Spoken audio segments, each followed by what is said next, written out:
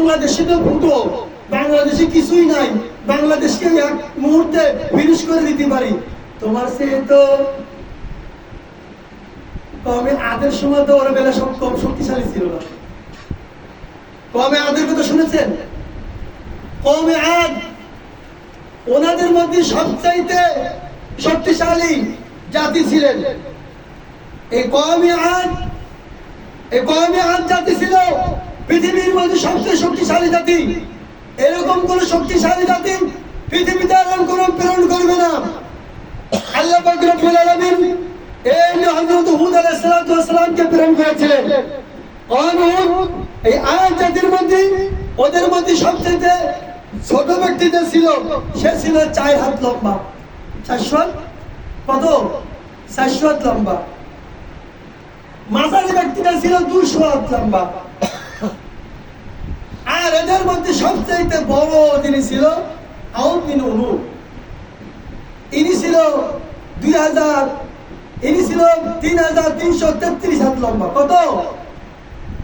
তাফসীর রুহুল মানি সৈয়দ মুহাম্মদ আলসি আল বাগদাদি আল হানাফি তিনার কিতাবে লিখতেছেন, জালালুল হাসিয়ার মধ্যে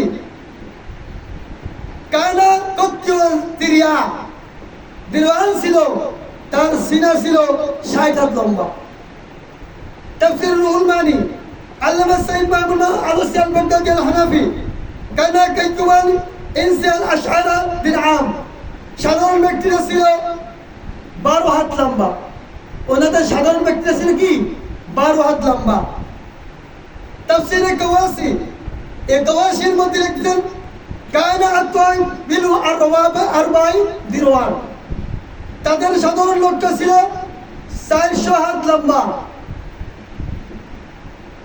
আর আমাদের শায়েখ, আমাদের মাশায়েখ আমাদের যখন তাফসীর পড়াইতেছিলেন হযরত আল্লামা শাহ আহমদ শফি সাহেব রাহমাতুল্লাহ আলাইহি এবং আমাদের প্রধান মুফতি নূর আহমদ কাসেমি উনি আমাকে যখন পড়াইতেছিলেন তাফসীর, তিনি আমাদের এই তাফসীরের মধ্যে বলতেছিলেন যে ওনাদের মধ্যে সবচেয়ে বড় ব্যক্তিরা ছিলেন আউদ বিন উলু। তিনি ছিলেন 4433 হাত লম্বা। তিনি এত বড় লম্বা ছিলেন, আউদ বিন উলু। ইনি তাদের মধ্যে সবচেয়ে বড় ব্যক্তি। তিনি 3333 হাত লম্বা। আরেক কিতাবে আসছেন তিনি এত লম্বা ছিলেন, লৌহিত সাগরের মধ্যে যখন তিনি নামতেন তিনি হাঁটু পর্যন্ত পানি হইতেন। লৌহিত সাগর আছে না, এই লৌহিত সাগরের মধ্যে যখন নামতেন হাঁটু পর্যন্ত পানি হইতো। আর তুমি তো একটু কথা চুন্ডির ব্যক্তি, তুমি ধ্বংস করবা দেশকে।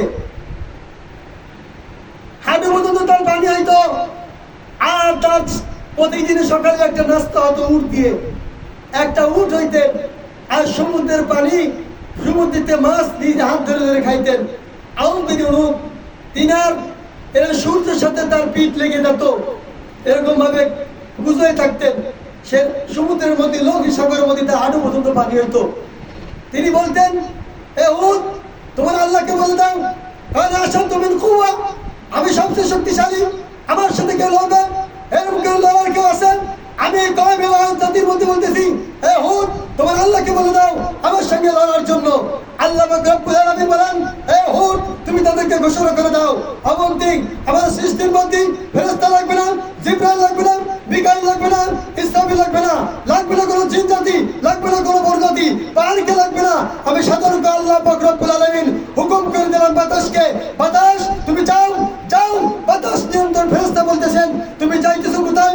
বলে আমার আল্লাহ, আল্লাহ মহান খোদার খোদা, মহান রব্বুল আলামিন, রবের রব, যিনি আমাদের সৃষ্টি করতেন, পালন করতেন, তিনি আমাকে বানাইছেন, যিনি আমাকে সৃষ্টি করেছেন, আল্লাহ পাক রব্বুল আলামিন আমাকে হুকুম করেছেন। আমি চলতেছি, আমি তোমার কথা শুনবো না। যখন এই বাতাস আসছেন, কিতাবের মধ্যে আসছেন যে আউদ বিন উলু যখন জাতিকে ধ্বংস করার জন্য এক একটা তাল গাছ যেরকম পড়ে গেলে ঝড়ের মধ্যে পড়ে যায়, এরকম আল্লাহ পাক রব্বুল আলামিন ওই জাতিকে এক একটা করে ফেলাই দিয়েছে, তাল গাছের মতো পড়ে রয়েছে। এই জাতিকে আল্লাহ তাআলা দেখাই দিলে দেখ, এই জাতিরা দুনিয়ার মধ্যে বড় বড়াই করবি, বড় ক্ষমতার বড়াই করবি, আমি আল্লাহ পাক রব্বুল আলামিন